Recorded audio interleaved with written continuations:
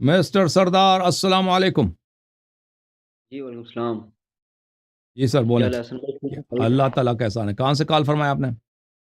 میں آزاد کشمیر سے. جی سر سوال سر یہ ہے سر، میں بھی تحقیق وغیرہ کروں سر. سر اس لیے سر میں ایک سوال سر کرنا تھا کہ سر پہلے سر میں ایسے ہی سر کہ دیگر علماء کے جو ہے نا وہ تقریریں سنوں یا پہلے شیعہ سنی بنیادی اصول وغیرہ پڑھ لوں. تحقیق کے لیے کیا چیز حق واضح ہے ضروری ہے؟ بھائی، حق بہت واضح ہے. تحقیق کیا کریں گے؟ حق بہت واضح ہے. آپ میرے مناظرات کو دیکھیں نا، میرے گفتگو کو. جب یہ خود کہتے ہیں ابوبکر کی خلافت پہ کوئی نص نہیں ہے، امیر المومنین علیہ السلام کی خلافت پہ نص ہے. علی ولی کل مومن من بعدی، علی خلیفتی فی کل مومن من بعدی، من اطاع علی علیہ السلام فقد اطاعنی، انت منی بمنزلت ہارون من موسیٰ. بھائی ابوبکر کی خلافت قرآن کے خلاف ہے، سنت کے خلاف ہے، اور سنت اور قرآن کی مخالفت کفر ہوتی ہے. آپ نے میری باتیں سنی ہوگی، میں نے یہاں پہ مناظرات جو ہوتے ہیں، تحقیق کیا کرنی ہے؟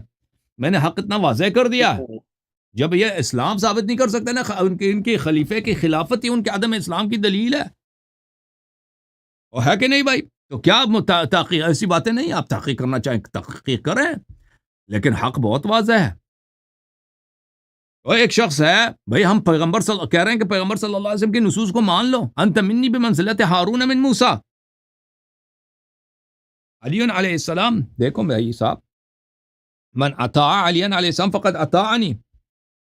یہ کتاب ہے المصدق علی الصحیحین للحاکم النیسابوری، جلد نمبر 3، جاب دار الفکر، کتاب چھپی ہے سنہ 2009 میں.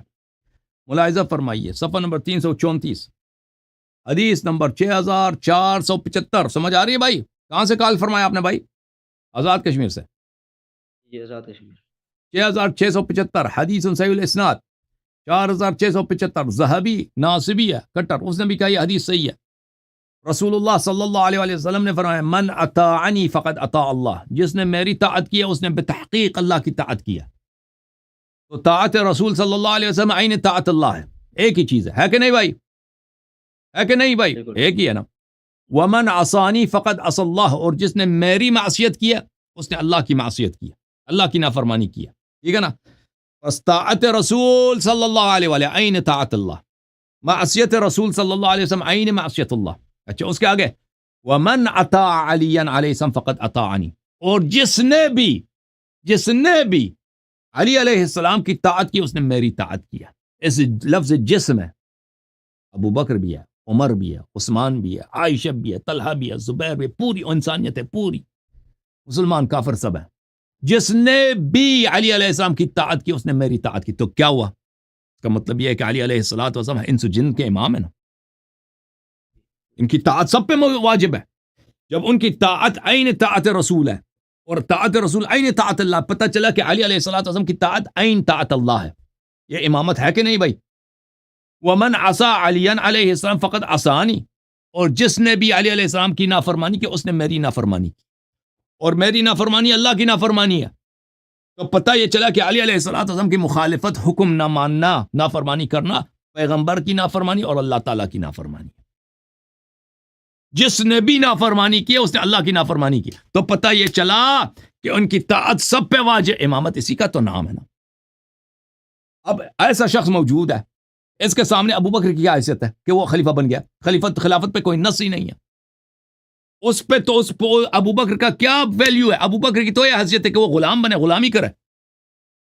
جب رسول اللہ صلی اللہ علیہ وسلم نے امیر المومنین علیہ السلام کی طاعت اور ان کی طاعت واجب کر دیا ابو بکر پر، اور ان کی معصیت حرام کر دی ابو بکر پر، تو ابو بکر کے تو سوائے چارہ ہی نہیں ہے کہ غلامی کرے، طاعت کرے. تو حق بہت واضح ہے. اب امیر المؤمنین علیہ الصلوۃ والسلام کی خلافت پہ واضح نصوص، اس کو چھوڑ کے ایک ایسے شخص کو خلیفہ بناؤ نا جس کے خلافت پہ کوئی نص ہی نہیں ہے. یہ وہی کرتا ہے جس کو شریعت کی پرواہ نہیں ہے، جس کو نہ اللہ سے ڈر ہے نہ رسول صلی اللہ علیہ وسلم کی رسالت کو مانتا ہے.